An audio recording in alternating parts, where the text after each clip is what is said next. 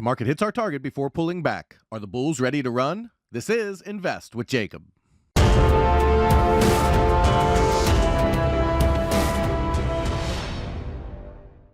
Okay, guys, so in yesterday's video, we talked about the fact that we were looking for the market to extend up toward our ideal wave 1 of 3 target area, and that's exactly what we saw. The market pushed up to the 618 extension of waves 1 and 2, and then started to pull back from there. Now we're looking for a wave 2 pullback and the bulls to hold support. The question is, will they? I'll get into that in just one second, but first, if you're new here, welcome to the show, guys. My name is Jacob Gabbard, and this is Invest with Jacob, where we use Elliott Wave Theory to break down the SP 500 and the NASDAQ. I highly encourage you to hit that subscribe button down below so that you can get our daily S&P updates, our trade setups, and our buy alerts. All right, guys, the reason I do these videos and the reason I have my trading room is to truly help people become better traders. You've seen over the last few weeks the different testimonials that I've put up here and the year-long results that we've had, the success we've had against the crashing of the market. And we're really here to help you become a better trader. If you're struggling with trading or you're losing money in your 401k or you just want to understand the market, that is what my rooms are here for, and you can find them later in the video, so stay tuned for that. For now, let's jump into the chart and take a look. Okay, guys, so here we are on the 1-hour futures chart for the S&P 500. As you can see, they moved up, they consolidated overnight and launched higher, and they hit the 618 extension. They actually pushed through it just slightly, but they hit the 618 extension here and started to pull back from there, and that's exactly what we'd expect. Yesterday, I told you the ideal target for a wave 1 of 3 is the 0.5 to 618 extension area, and so far, that is what we're looking like here. So ideally, what we'd like to see here is after this move up, we're looking for an ABC down into our support zone for wave 2. And that support zone is going to come in at 39.73 down to 39.29. Technically, we can come all the way down to this low and even tie this low, give a double bottom. That's less common. We would much rather it hold in our support area, but we can do that just for technical sake. But we'd like to see them hold our support area, which was again 39.73 down to 39.30. Hold there, and then start the push higher in wave 3 of 3. So if that happens, there are two things that we're looking for. One, we're looking for a move down into support and a reversal. Then we're looking for actually three things. A move back over the wave 1 of 3 high, and then a move through the pivot at 40.90. So if they can break this wave 1 of 3 high, break through the pivot, that is a strong indication that we are on our way toward the 1236 extension up here, which comes in at 4207. So from this support area, we'd look for a pretty direct move up toward 4207, and then we'd look for a pullback at that point from there. And once we get there, we'll cross that bridge on what the market's supposed to look like. I don't want to give too much information just because it kind of messes people up on the overall counts that we're looking at. So ultimately, what we're looking for is a pullback, okay, into support, and then a move higher that breaks through the pivot at 40.90 and up toward that 4200 area to complete wave 3 of 3. Now, there are a couple other options here. One is that they can extend directly higher, okay? I don't like this option. Very often when you don't have a very clean wave 2 of 3, this move up will fail, and its failure point should be between 40.90 and 41.50, more commonly 41.50. So if they continue to move higher and break the pivot, they can still extend and make this a wave 3 and make the pattern work. It does happen, but we have to be cautious at that point because we do see failures at the 1.0 quite often, which again is 41.50. So that is the other another option. They can extend this directly higher, and a break of 40.90 would tell us that we need to be cautious about the move up at the 41.50 area. But if they blow through that and push all the way up to the 4207 area still, and then pull back and hold the pivot, then we have a very strong pattern here, and we're still looking at that 4300 area in the next couple of weeks or so. And then the last way I would look at this for right now, unless the bears can prove otherwise, is that this move up is actually finishing wave 1 right here around 40.50, and we still need just a wave 2 pullback. So this black circle 1 right here would actually move over, and then we'd look for a deeper pullback into this support box that we were looking at, and then look for wave 3 higher. And the reason I would say that even with this really deep pullback into our support box is twofold. One, this move up was a diagonal, so wave 4 should be very deep toward wave 1, which it is.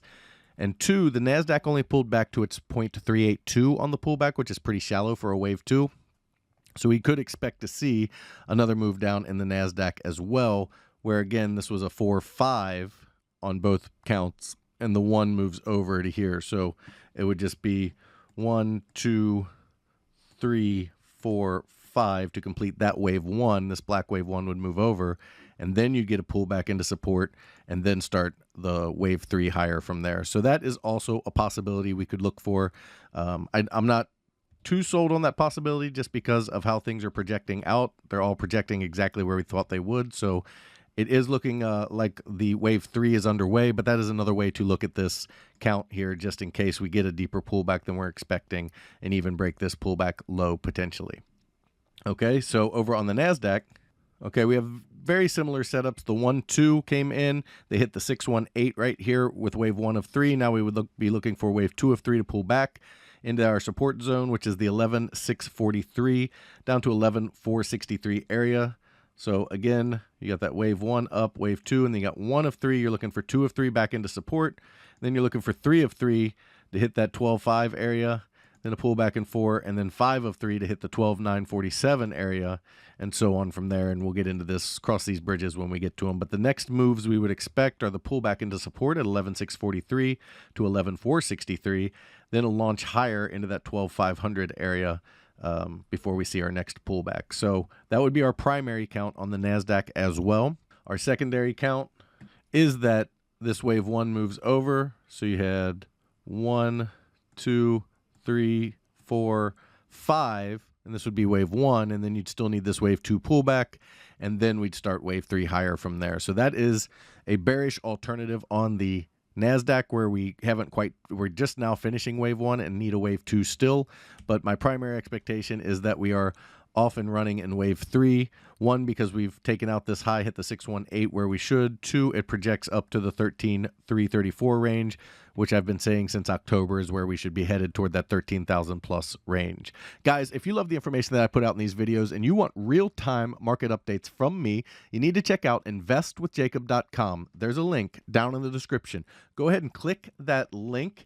It will take you right over to our webpage. Once you're there, check out our membership plans area. We have 2 incredible plans, and they both come with a 7-day free trial because I want you to get in there, make sure you love it, and become part of our trading team before you ever spend a penny. We're making money in there. We're doing well, guys. I think you're going to love it. And not only that, we have amazing education. I just added Elliott Wave for beginners. There's a training course in here that you can learn to do what I do, exactly how I do it. And you can start to break down other charts if you're interested in Apple, Amazon, whatever it is.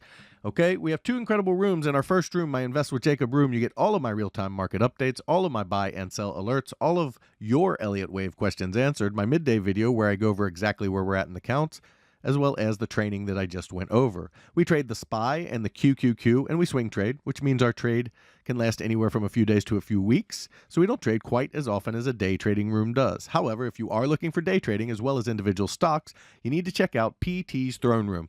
In there, you get everything you get in the Invest with Jacob room, as well as individual stocks, day trading, and PT's reduced risk binary method that just crushes the market. He gets you in at a very cheap price and gets you big multiples on your money, and it's how he structures the trade that's so unique. It's something you kind of have to see to understand, and that's another reason we give you that 7-day free trial. He also started a challenge account where he put $4,000 into an account, trading mini ES futures, averaging 3 to 4% gains per week, showing you how to build a small account into a large retirement or savings account. Guys, we'd love to have you in these rooms. Become part of our team, and let's all make money together. All right. Key takeaways for today. We're looking for that wave 2 pullback. If we don't get it directly and we break over 40.90, we have to be cautious about the move up because very often that is a C wave that fails at the 1.0. So we have to be watching for that. But we do want to see a wave 2 pullback before we launch higher, and then we would target that 4,200 area for wave 3 of 3. Over on the NASDAQ, same types of setup. We got our wave 1. We're looking for that wave 2 pullback into that 11,643 to 11,463 zone. Then we'd launch higher up toward that 12,500 area for our next move and then look for a pullback from there. However, it is possible that we just completed wave 1, this big black circle one here, and we need this wave 2 lower over here since they did have a shallow retrace on the NASDAQ. I don't love that count, but it is possible and something we need to watch out for. Guys, that is the market update for today. I will talk to you tomorrow.